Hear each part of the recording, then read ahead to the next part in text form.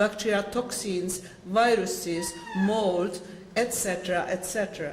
So chronic low-dose stimulation, day and night, releasing of metal ions, especially in oral cavity, if you mix different alloys, that means if you have amalgam containing mercury, silver, tin and copper mixed with gold, which contains gold, palladium, till, copper and so on, and you put on titanium, which very often is, what you create is extreme electric currents, and you increase the corrosion and people will be sick. And by that you will first upregulate, but then you will burn out HPA axis, and the patient will be tired and thick, and he gets something which is called CFS.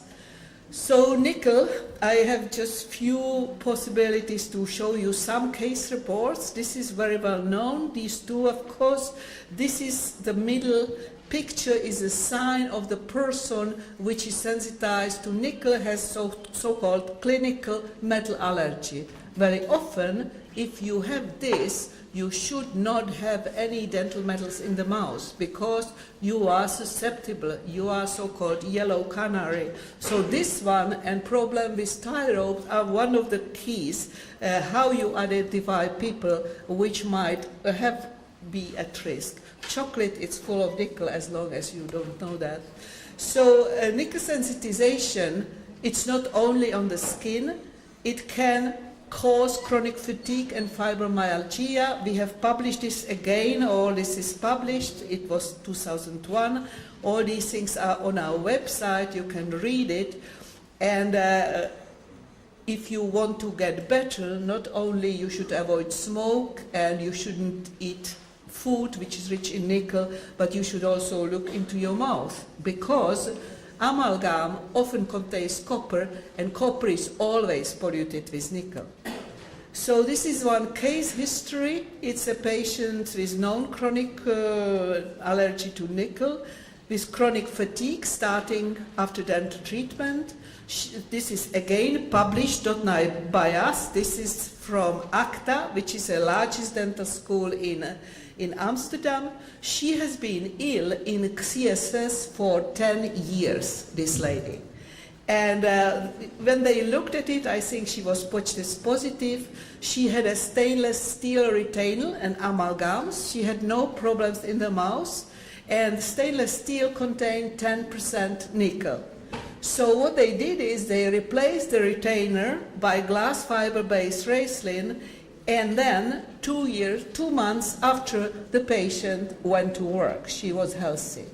It looks like a miracle, but believe me, it's not, because you actually downregulate immune system. That means the unspecific multi-symptoms, so-called chronic fatigues, are downregulated as well.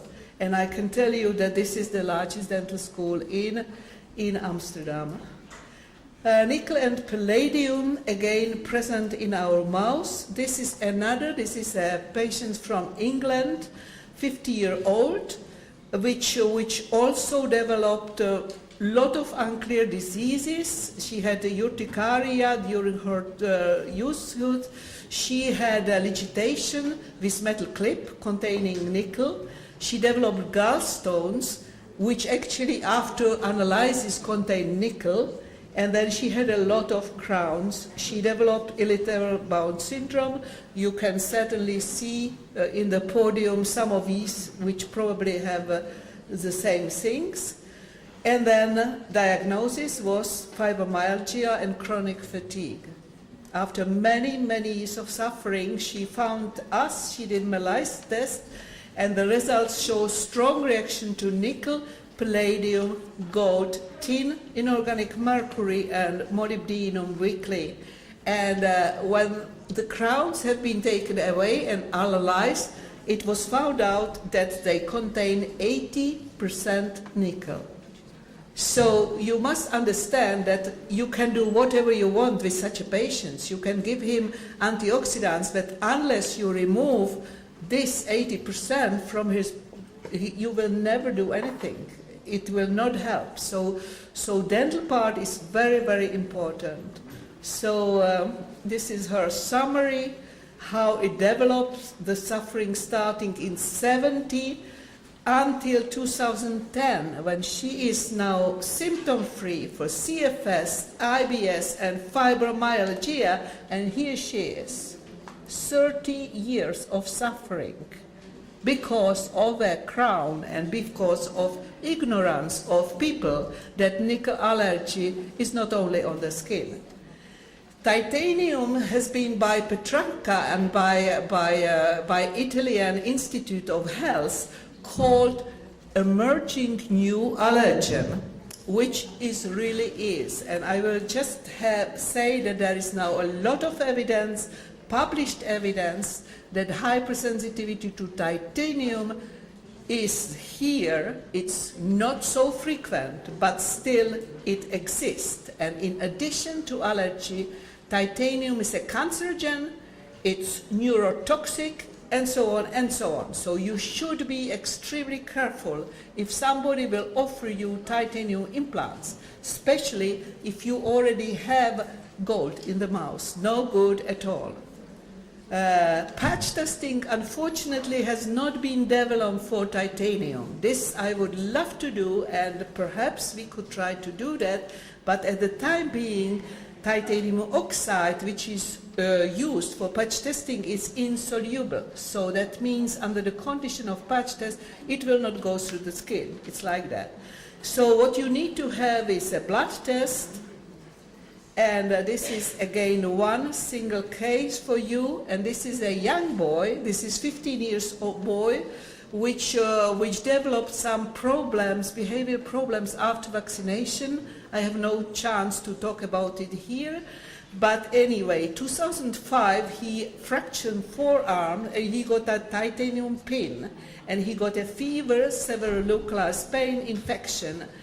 And then they removed the pin and everything was okay. And then, since he was very hyperactive, he again fractured his arm. He got a titanium plate instead, and he got the headaches, and his symptoms relatively worsened. So, try to relieve his pain. They gave him so-called titanium bioplate in his head, which resulted in chronic fatigue. So, several headaches and so on. Diagnosed with chronic fatigue, unable to go to school, sleeping for 18 hours a day. So you would say, well, this is incredible. Where this little boy, he never had any amalgams, nothing. What's happened? Well, MELISA test, luckily, showed that he is sensitized, low grade, but still, to titanium and to nickel.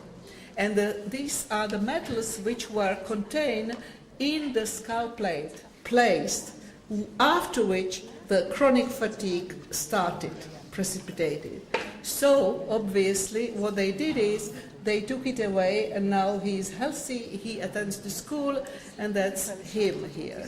This is another case for a long time, published from Kurt Miller, one of our colleagues, and Peter Onsorger's colleague.